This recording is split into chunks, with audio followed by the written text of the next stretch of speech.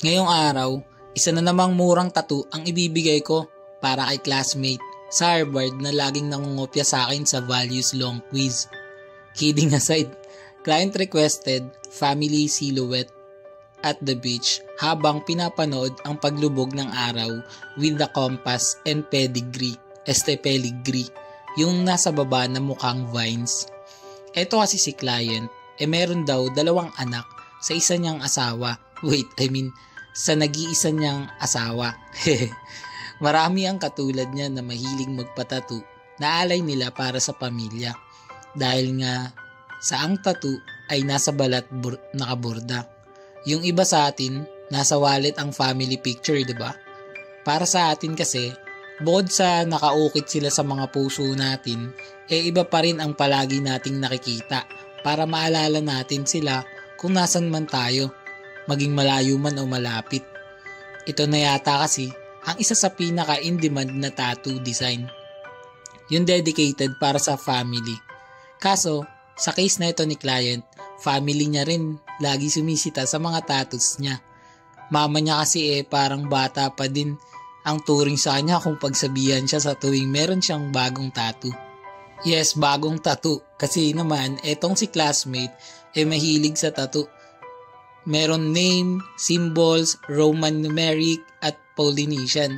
Lupit no? Babae na may poly sa buong likod ng binti. Aray.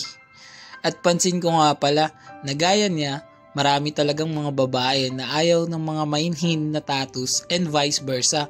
Meron din namang mga lalaking mas trip yung medyo simple at feminine na tattoos. Sabi na, Barbie wala namang pakialaman. Hindi lang naman sa tattoo, pati sa ibang mga bagay o kahit na pagdating pa sa tunay na buhay. Mahirap kasi umasenso pag ganun. Imbis na mag-focus sa sariling pag-unlad, mas inuuna pang mag-abala sa shit ng iba. Buti pa yung mga concern talaga. Sila yung nagbibigay ng payo na maayos. Ganun sana. Basta ako, kalma lang ako dito sa Gedli. Ito nga palang customer ko na to ay sobrang tatag pagdating sa sakit.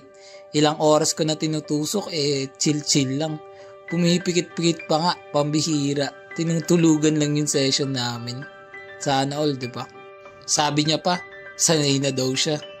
Sanay na daw siya masaktan. Basic lang daw yung sakit kasi naranasan niya na manganak at maoperahan. Bukod sa maingay na lumang model ng mga tattoo machine, yung mga karayom daw sa ospital yung mas masakit. Para naman sa iba, natakot talaga magpatattoo. Imagine nyo na lang, lahat ng happy thoughts, tapos di nyo mamamalayan na tapos na yan agad. Nakaraos na yung tattoo time. Proven tested na yan guys. Ako kasi, tamang Netflix lang o scroll sa SOCMED para malibang. Kahit mga clients ko, ganyan din diskarte. Maya-maya, labas na yan na masaya at proud sa bago niyang tattoo.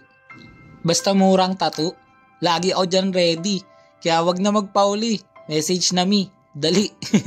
Ganun din sa iba natin dyan mga tagapanood. May question, inquiries o gusto lang mangutang, message nyo na ako dito sa FB page More Than Vlogs. Pwede nyo rin ako i-text o tawagan sa cellphone number ko 0970-8250-395. Bago matapos tong video, pakinggan muna natin ang tattoo client review sa gawa natin. Let's go! Madam, tapos na yung tattoo natin. Anong masasabi mo? Goods. Maganda. Rate mo 1 to 10. 11. 11 daw guys. Ang bait niya. Ulit ka pa ba? Ay, syempre. Sa presyo, ano masasabi mo? Goods na goods. Yun no. Sige, salamat sa tiwala.